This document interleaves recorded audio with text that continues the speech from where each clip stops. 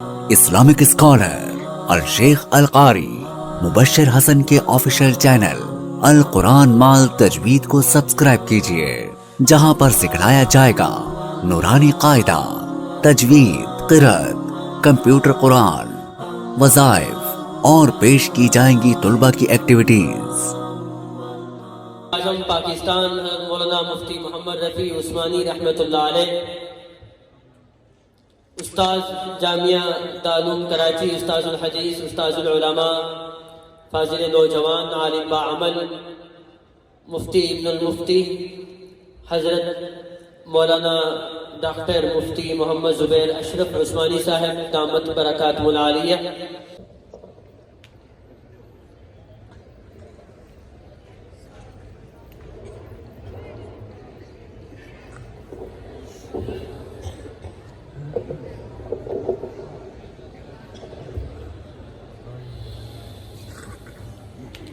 الحمد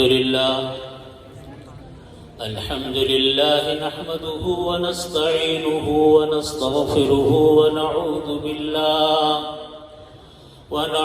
بالله من شرور أنفسنا ومن سيئات أعمالنا، من يهده الله فلا مضل له ومن يضلله فلا هادي له، وأشهد أن لا إله إلا الله وحده لا شريك له، وأشهد أن سيدنا وسندنا ومولانا محمدا عبده ورسوله، وقال الله تعالى إنك لعلى خلق عظيم۔ حضرات علماء اکرام، مشائخ عظام، عزیز طلباء، طالبات، محترم خواتین، میں سب سے پہلے حضرت مولانا حنیف جالندھری صاحب دامت برکاتہم کا شکریہ ادا کرتا ہوں کہ انہوں نے مجھ کو اس علمی روحانی اجتماع میں دعوت دی، اور یہ میرے لیے بڑی اعزاز اور سعادت کی بات ہے کہ اللہ تعالیٰ نے میری یہاں شرکت فرمائی اور یہاں حاضری کا موقع دیا۔ حضرت مولانا حنیف جالندھری صاحب دامت برکاتہم میرے سلسلے کے بزرگوں کے جس تعلق کا ذکر فرما رہے تھے، یقیناً وہ تعلق اسی طرح تھا، علمی بھی تھا، روحانی بھی تھا، ہر لحاظ سے اکابرین کا تعلق آپس میں تھا۔ مجھ کو یاد ہے ایک نہیں بے شمار مرتبہ مختلف معاملات میں، مختلف میٹنگز میں، مختلف مسائل میں میرے والد حضرت مفتی رفیع عثمانی صاحب رحمۃ اللہ علیہ جس طریقے سے حضرت مولانا حنیف جالندھری صاحب دامت برکاتہم کے ساتھ معاملہ فرماتے تھے، وہ فرماتے تھے کہ یہ میرے لیے بالکل بیٹوں کی طرح ہے، اور یہ جملہ ایک مرتبہ نہیں 10 مرتبہ کہا ہوگا، اور ہر معاملے میں ساتھ ساتھ رہنا، ساتھ مشورے کرنا، آپس کے تعلقات، آپس کی باتیں۔ اللہ تعالیٰ ان کے بعد بھی ہم لوگوں کو، ہم تمام حضرات کو، اداروں کو آپس میں اسی طریقے سے تعلق رکھنے کی توفیق بھی عطا فرمائے، اور مل کر اللہ تعالیٰ کام کرنے کی ہم سب کو موقع بھی عطا فرمائے، توفیق بھی عطا فرمائے۔ آج خیر المدارس کے سالانہ اجتماع کے موقع پر، جس میں اس وقت الحمدللہ ملک کے اکناف سے، اطراف سے بے شمار حضرات یہاں تشریف فرما ہیں، علماء کرام کی بڑی تعداد ہے، میں 2 باتیں اپنے اس بیان میں عرض کرنا چاہتا ہوں۔ سب سے پہلی بات وہ یہ ہے کہ جو علم اللہ رب العزت ہمارے ان ہونہار طلبہ کو عطا فرمایا، اللہ رب العزت نے ہماری طالبات کو اللہ تعالیٰ نے جس علم سے آراستہ و پیراستہ کیا، یہ اتنی بڑی خوشائن بات ہے، یہ اتنی عظیم الشان نعمت ہے اللہ کی کہ اس علم کے حاصل ہونے کے بعد اللہ تعالیٰ نے ان طلبہ اور طالبات کو اس سلسلۃ الذہب سے جوڑ دیا، اس سونے کی لڑی سے جوڑ دیا، جو سونے کی یہ لڑی وہ سلسلۃ الذہب ان کے اساتذہ سے ہوتے ہوتے نبی کریم صلی اللہ علیہ وسلم تک گیا۔ ابھی جب طالب علم انشاءاللہ یہ حدیث شریف پڑھیں گے، بخاری شریف کی آخری حدیث شریف، وہ پوری اپنی سند بیان کریں گے نبی کریم صلی اللہ علیہ وسلم اپنے استاد سے لے کر ان کے استاد سے ہوتے ہوتے امام بخاری رحمۃ اللہ علیہ کی سند پھر کتاب میں لکھی ہوئی ہے، وہ سند جا کر پہنچتی ہے نبی کریم صلی اللہ علیہ وسلم تک۔ دنیا میں کوئی کتاب ایسی نہیں، کوئی علم ایسا نہیں، کوئی فن ایسا نہیں جس کی ایک ایک بات کی سند موجود ہو۔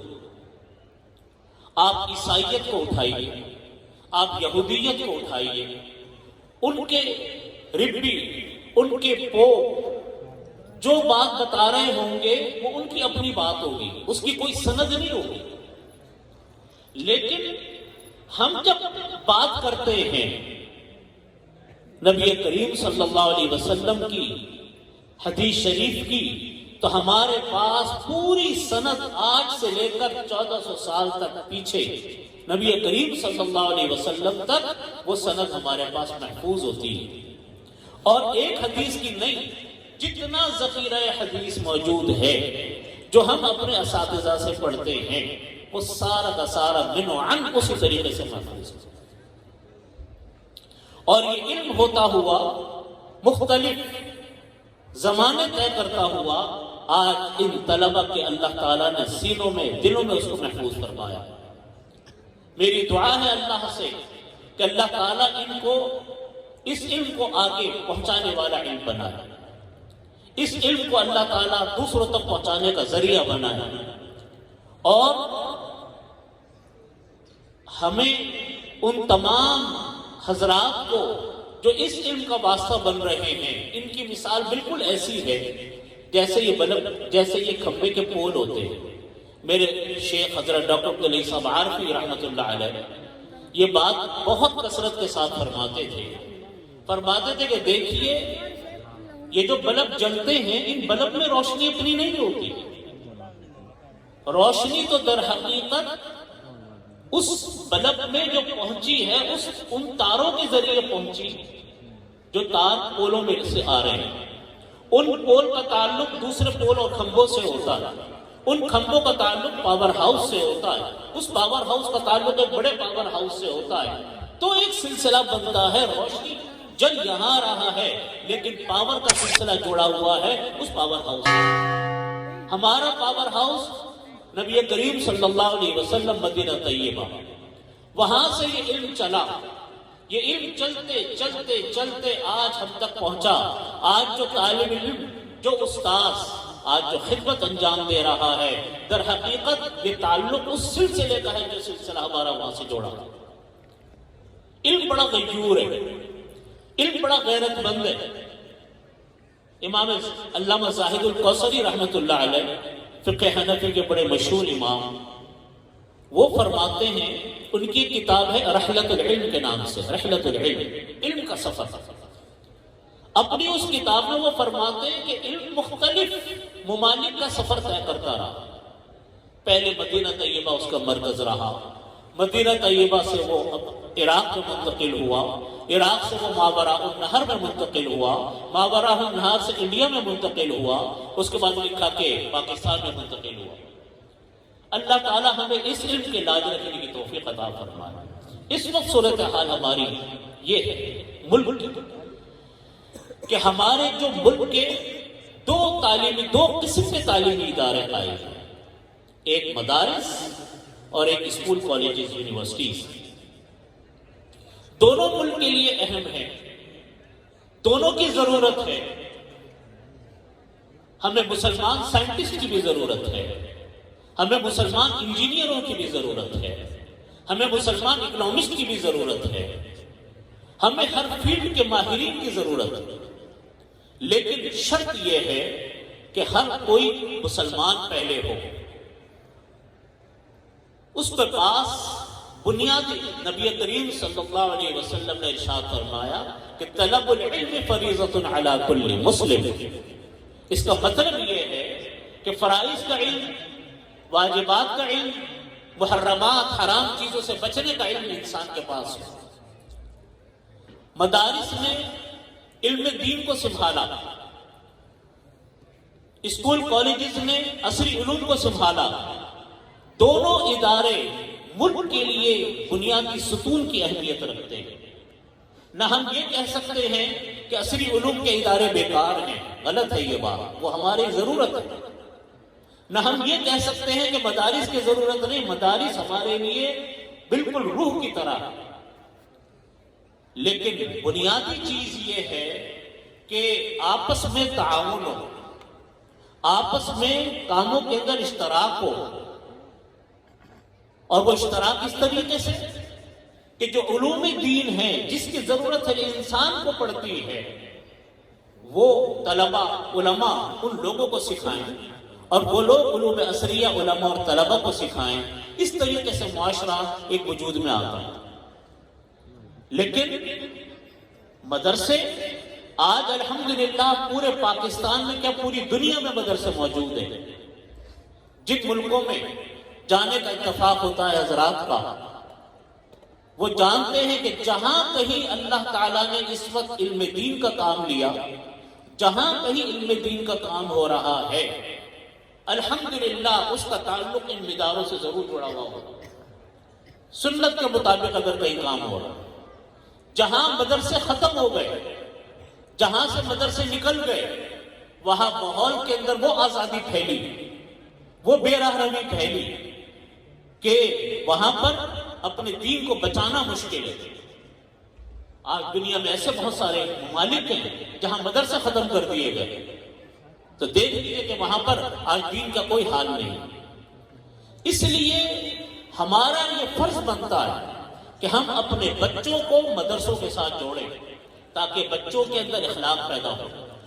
آج اگر ہم صرف یونیورسٹیز میں ڈالیں اپنے بچوں کو اور ہم اپنے بچوں کی دینی اور اخلاقی تربیت نہ کریں، ان کو دین نہ سکھائیں، تو مجھ کو ڈر ہے کہ کہیں وہ بچے کسی کام کے نہ رہے دینی اعتبار سے. ایک صاحب ہیں، ان کے جب والد کا انتقال ہوا تو وہ اپنے بچے کو جنازے میں لے گئے. بچہ بھی سمجھدار بچہ تھا، 10-12 سال کا بچہ تھا. تو جب جنازے میں گئے تو بچہ اپنے باپ سے کہنے لگا نماز جنازہ کے بعد کہ ابا کہ میرے دادا کو کب جلائیں گے، اس کو کب جلایا جائے گا. اس نے کہا کہ بیٹا مسلمان جلاتے نہیں ہیں. یعنی اس 10-12 سال کے بچے کو انڈین فلمیں دیکھ دیکھ کر اس کو یہ معلوم تھا کہ میت کو آگ لگائی جاتی ہے، لیکن اس کو یہ پتہ نہیں تھا کہ ہماری اسلام کی تعلیمات کیا ہیں. جب یہ معاملات پیش آ جائیں تو آپ اندازہ کیجئے کہ اس کا کیا نتیجہ نکلتا ہے. میرے دادا مفتی صاحب رحمۃ اللہ علیہ کے پاس ایک صاحب آئے اور آ کر کہنے لگے، ان سے پرانا تعلق تھا اور بہت صاحب حیثیت آدمی تھے. فون پر حضرت کو کہا کہ حضرت مجھے آپ سے ملنا ہے اور مسئلہ یہ ہے کہ میں بہت پریشان ہوں، مجھے آپ وقت دیں. حضرت مفتی صاحب رحمۃ اللہ علیہ نے ان کو بلایا، ہمارے دادا رحمۃ اللہ علیہ نے، تو مفتی شفیع صاحب رحمۃ اللہ علیہ وہ آئے، آ کر کہنے لگے کہ حضرت مجھے میرے بچوں نے گھر سے باہر نکالا اور میں نے تو بچوں کو بہت اعلیٰ تعلیم دلوائی، مشنری کرسچن اسکولوں میں بچوں کو پڑھوایا اور اعلیٰ قسم کی یونیورسٹیوں میں تعلیم دلوائی، باہر بھیجا، لیکن آج مجھے بچوں نے گھر سے باہر نکال دیا. حضرت مفتی صاحب رحمۃ اللہ علیہ نے فرمایا کہ مجھے بڑا دکھ ہوا کہ آپ کی اولاد نے آپ کے ساتھ یہ کام کیا، لیکن حضرت نے فرمایا کہ آپ نے آج وہ کاٹ رہے ہیں جو آپ نے بویا تھا. آپ نے اپنے بچوں کی جو تربیت کی تھی اس تربیت کو آج آپ کے سامنے وہ ظاہر ہو رہی ہے کہ تربیت ٹھیک کیا. حضرت نے فرمایا کہ آپ نے بچوں کو دینی تعلیم نہیں دی، آپ نے بچوں کو قرآن پاک کی تعلیم نہیں دی، آپ نے بچوں کو اخلاق کی تعلیم نہیں دی، تو ان کے سامنے تو دنیا ہی دنیا ہے. جس نے ان کو دنیا کا مفاد نظر آیا انہوں نے کر لیا. اب آپ میرے پاس کیا لینے آئے؟ میں یہی بات آپ سے عرض کرتا ہوں، اپنے ساتھیوں سے کہتا ہوں کہ جتنے حضرات عصری علوم حاصل کرتے ہیں، یونیورسٹیز کالجز میں تعلیم حاصل کرتے ہیں، وہ ضرور حاصل کریں، لیکن اپنے بچوں کو مسلمان بنائیں، اپنے بچوں کو دین کی تعلیم دیں، اتنی بھرپور دین کی تعلیم دیں کہ وہ بچے ایک جہاں سائنٹسٹ ہو، جہاں وہ انجینئر ہو، جہاں وہ ڈاکٹر ہو، جہاں وہ اکنامسٹ ہو، وہاں ایک پکے مسلمان بھی ہوں. اور یہ بچے انسان کے بہت بڑا سرمایہ ہوتے ہیں. حدیث شریف میں نبی کریم صلی اللہ علیہ وسلم نے فرمایا کہ انسان کے مرنے کے بعد جب اعمال کا سلسلہ ختم ہو جائے گا تو 3 قسم کے اعمال کا ثواب انسان کو پہنچتا رہے گا مرنے کے بعد قبر میں بھی. فرمایا کہ پہلی چیز ان میں سے کہ کوئی انسان صدقہ جاریہ کر کے چلا جائے، گھر بنا دیا، درخت لگوا دیا، مسجد بنوا دی، کوئی کسی کی مدد کر دی، یہ صدقہ جاریہ ہے. یا کوئی علم چھوڑ کر چلا گیا، طلبہ چھوڑ دیے، حفاظ چھوڑ دیے جو اس کے بعد علم کا کام کرتے رہے. اور تیسری چیز فرمائی اولد یدعو لہ، یا بچے چھوڑ کر چلا گیا جو اس کے لیے دعائیں کرتے.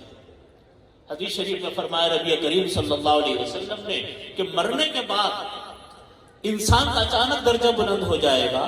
آدمی کہے گا یا اللہ رب العزت سے کہ یا اللہ انا حاضی، یہ کیا ہوا میرے ساتھ کہ میرا درجہ بلند ہو گیا؟ اللہ تعالیٰ فرمائیں گے کہ تمہارے بچوں نے تمہارے لیے سال سلام کیا. آج اگر ہم اپنے بچوں کو دین کی تعلیم نہیں دیتے، ہم اپنے بچوں کو دین نہیں سکھاتے، اپنے بچوں کو دین سے ماحول سے نہیں جوڑتے، تو کل ہماری اولادیں بھی دین سے دور ہوں گی. کوئی ہمارے لیے فاتحہ پڑھنے والا نہیں ہوگا. جتنا ٹائم ہمارے والدین نے ہم کو دیا، جو تربیت کی، اتنا ہم اپنے بچوں کے اوپر توجہ دیں. یہ بچے ہمارا سرمایہ ہے. خاص طور پہ اس ماحول میں جب یونیورسٹیوں میں، کالجز میں اس وقت اس قدر دہریت پھیل رہی ہے، اتنا زیادہ دہریت پھیلائی جا رہی ہے، جس کو ایتھیزم بولتے ہیں، کہ اس کے ماضی میں اس کی مثالیں ملنی مشکل ہے. آپ جائیے یونیورسٹیوں میں، کالجز میں، تو کوئی ڈرگ عام ہے، چرس عام ہے، مخلوط ماحول ہے، اخلاقی بے راہ روی ہے، اور دوسری طرف نظریاتی طور پہ ایتھیزم، جس کو ہم کہتے ہیں کہ الہاد، بے دینی، اس تیزی کے ساتھ پھیل رہی ہے کہ پتہ نہیں آگے جا کر رسولوں کا بنے گا کیا. ہمارا فرض ہے کہ ہم اپنے بچوں کی حفاظت کریں، دوسرے بچوں کی ذہنی تربیت کریں. یاد رکھیے پاکستان ہمارا ملک ہے. پاکستان وہ ملک ہے جس کو ہمارے بزرگوں نے ایک نظریے کی بنیاد پر لیا تھا. وہ نظریہ تھا قال اللہ قال رسول، اللہ اور اس کے رسول کا فرمان اس جگہ کے اوپر چلے گا. دنیا میں 2 نظریاتی ملک ہیں، ایک پاکستان اور دوسرا اسرائیل. اسرائیل اپنے نظریے پر قائم ہوا اور پاکستان اسلام کے نظریے پر قائم ہوا. اس کے علاوہ کوئی ملک نظریاتی ملک نہیں ہے. یہ ملک اللہ نے نعمتوں سے مالا مال ملک بنایا. اللہ تعالیٰ ہمیں اپنے ملک کی قدر کی توفیق عطا فرمائے. ہمارے ملک میں کسی چیز کی اللہ نے کمی نہیں چھوڑی. ہر چیز اللہ تعالیٰ نے ہمارے ملک میں دی ہے. سمندر ہمارے ملک میں ہے، دریا ہمارے ملک میں ہے، صحرا ہمارے ملک میں ہے، پہاڑ ہمارے ملک میں ہیں، کانیں ہمارے ملک کے اندر ہیں. ہر چیز کی کان ہمارے ملک میں اللہ تعالیٰ نے، سونے تک کی کان ہے. ہر چیز موجود ہے. پیٹرول اللہ نے پاکستان میں دیا، لیکن اگر ہم اپنی نعمتوں کی قدر نہیں کرتے تو قصور ہمارا ہے. ہم اپنی نعمتوں کو چھوڑ کر دوسرے ملکوں کی طرف دیکھیں تو یہ قصور ہمارا ہے.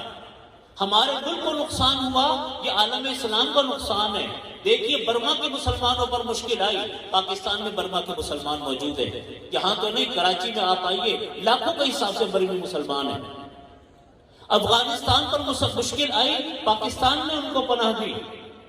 تاریخ شاہد ہے پاکستان نے کیا کیا قربانیاں نہیں دی افغانستان کے خاطر، لیکن پاکستان نے لاکھوں افغان مہاجرین کو پناہ دی ہے اور آج بھی وہ یہاں پر موجود ہے. دنیا میں کہیں کوئی مسئلہ آتا ہے پاکستان سب سے پہلے سامنے آتا ہے.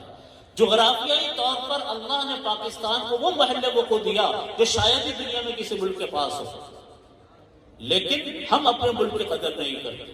ہم اپنے ملک کی قدر کریں، اپنے ملک کی خدمت کریں. یہ ملک ہمارا ہے، یہ ملک نہیں ہے تو ہمارا کوئی مستقبل بھی نہیں ہے. کیا مستقبل ہے ہمارا؟ آپ اگر ہمارے جو بھائی یورپ جا کر رہتے ہیں، میرے جو بھائی امریکہ یورپ میں رہتے ہیں، غیر مسلم ممالک میں رہتے ہیں، ایک بڑی تعداد ان لوگوں کی وہ ہے جن کی دوسری تیسری نسلیں جو ہیں وہ لگتا نہیں ہے کہ ان کا تعلق کبھی اس ملک سے بھی رہا. میرے ایک دوست کہتے تھے کہ آپ لوگ یہ تو کہتے ہیں کہ یورپ میں امریکہ میں اسلام پھیل رہا ہے، لیکن کوئی یہ نہیں بتاتا کہ یورپ اور امریکہ میں مرتد ہونے والے مسلمانوں کی تعداد کتنی ہے. ان کا کہنا یہ تھا کہ اتنی بڑی تعداد مرتدین کی ہے کہ کوئی حد و انتہا نہیں. تو بھائی ہم کہاں بھیجیں گے اپنی اولادوں کو؟ ہمیں اپنے ملک کو بنانا ہے. آج چونکہ یہ ملک مدرسوں کے لحاظ سے، دینی علوم کے لحاظ سے سب سے بڑا مرکز دینی علوم کا یہ مدرسے جو پاکستان کے اندر ہے. تبلیغی جماعت کا بہت بڑا کام اللہ نے پاکستان سے لیا. افغان جہاد کا بہت بڑا کام اللہ نے پاکستان سے لیا. کسی ایک ملک کے اندر کوئی واقعہ پیش آیا تو کسی نے ان سے پوچھا کہ آپ لوگ تو لڑ نہیں سکے. انہوں نے کہا کہ ایسے میں ہمارے برابر میں پاکستان نہیں تھا. تو بات یہ کہ پاکستان ایک بہت بڑی طاقت اللہ نے پاکستان کو بنایا. یہ اس ملک کو نقصان پہنچے گا، آپ یقین مانیے صرف انسانوں کو نقصان نہیں، دین کے بہت بڑے کاز کو نقصان پہنچنے والا ہے. اور اس کی طرف پوری دنیا متوجہ ہو گئی ہے پاکستان کی طرف، جو پاکستان کی جڑوں کو کھوکھلا کرنا چاہتی ہے. نظریاتی طور پر بھی، جغرافیائی طور پر بھی، معاشی طور پر بھی، ہر لحاظ سے سیاسی طور پر بھی لوگ ہمیں کمزور کرنے پہ لگے. یہ میرے آپ کے اس ملک میں بسنے والے انسانوں کا کام ہے کہ ہم اپنے ملک کا تحفظ کریں، اپنے ملک کو بچائیں. لوگ اس کو کمزور کرنے پر لگے ہوئے، لوگ اس کو توڑنے پر لگے ہوئے، لوگ اس کو خراب کرنے پر لگے ہوئے. ہمیں اپنے ملک کی حفاظت کرنی ہے. ٹھیک ہے وہ لوگ بھی ہیں ہمارے ہاں جن کے مطالبات ہیں کہ ملک میں اسلامی نظام نافذ نہیں ہوتا. بالکل صحیح مطالبہ ہے کہ ہمارے ملک میں اسلامی نظام نافذ نہیں ہو سکا. یہ ہمارا قصور ہے، یہ ہماری کوتاہی ہے، یہ ہماری کمی ہے. ہمیں اس ملک میں اسلام کا نظام نافذ کرنا ہے اور ہمارا مطالبہ بھی حکومتوں سے یہی ہے کہ اسلام کا نظام نافذ کریں. جو مخالف لوگ ہیں ان کے مطالبات سنے جائیں کہ وہ کہتے کیا ہیں، ان کی جو صحیح بات ہے اس کو ہمیں لینا چاہیے. لیکن اس ملک کی حفاظت یہ ہمارا کام ہے اور اس میں اسلام کا نظام نافذ کرنا یہ ہمارا منشور ہے. نافذ کرنے والے بھی ہم اور آپ ہوں گے، بگاڑنے والے بھی ہم اور آپ ہوں گے. اوپر لانے والے بھی ہم ہی لوگ ہیں، اوپر خراب کرنے والے بھی ہم ہی لوگ ہوں گے.